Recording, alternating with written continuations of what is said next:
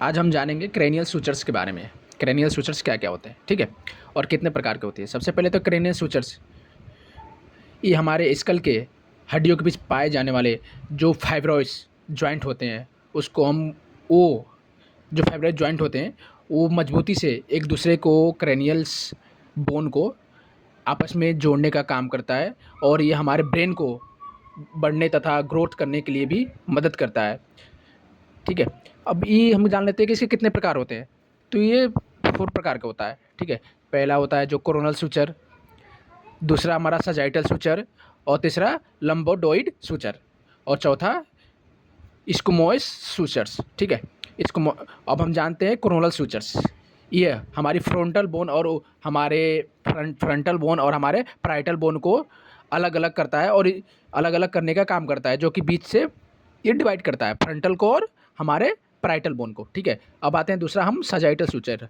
Sagittal suture ये हमारे ठीक हमारे सिर के बीच में दोनों पैराइटल बोन को आपस में डिवाइड करने का काम करता है, ठीक है। आपस में जोड़ने का काम करता है। ओके, अब आते हैं हम तीसरा लंबडोइड सूचर। ये हमारे सिर के पिछले हिस्से में, जिससे हम ऑक्सीपिटल बोन बोलते हैं, ऑक्सीपिटल बोन को जोड़ने का काम करता है। पैराइटल और ऑक्सीपिटल बोन को एक दूसरे से जोड़ने का काम करता है, ठीक है। उसको हम करते हैं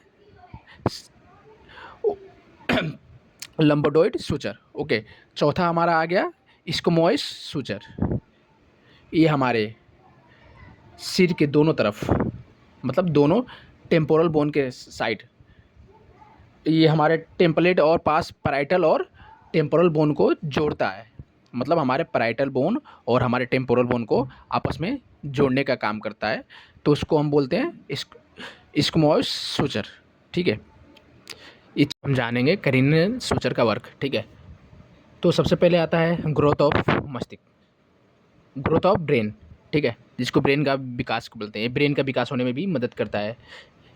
ये बढ़ते बच्चे के दिमाग को फैलने तथा बड़े होने के लिए जगह प्रोवाइड करता है, या फिर अपने स्पेस देता है, ठीक है, कि ताकि जो ब्रेन है अच्छे से ग्रोथ कर सके।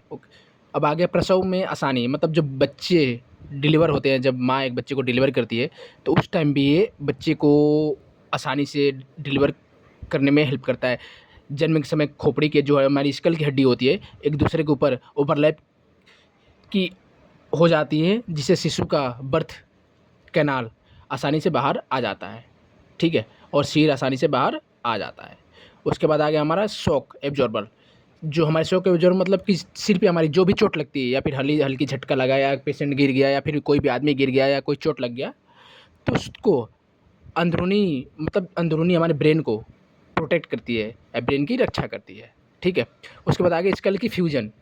मतलब स्कल की फ्यूजन मतलब होती है हमारे जो स्कल पर जो हमारे आसपास की हड्डियाँ, जैसे टेम्पोरल बोन हो गई, फ्रंटल बोन हो गई, या फिर ऑक्सीपिटल बोन हो गई, उनको एक दूसरे से ठोस मतलब जकड़ के रखने का या फिर जोड़ के रखने का काम करता है, और हमारे ब्रेन को एक फ्रेमवर्क, एक कवच प्रदान करता है। ओके।